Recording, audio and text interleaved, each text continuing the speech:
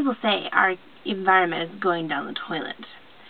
You can save money by doing simple tricks at home around the house.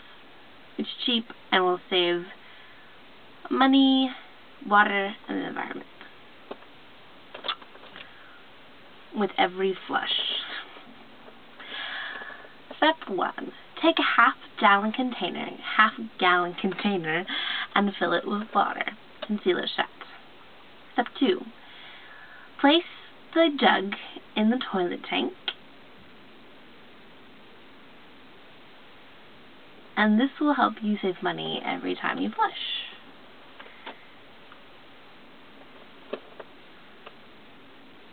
Step 3. Done.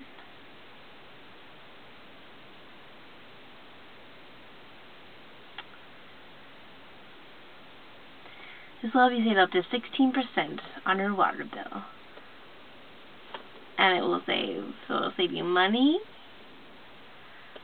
it will save water and the environment. Tell your friends, and together we can save the world. I don't think I'm ready for this yet.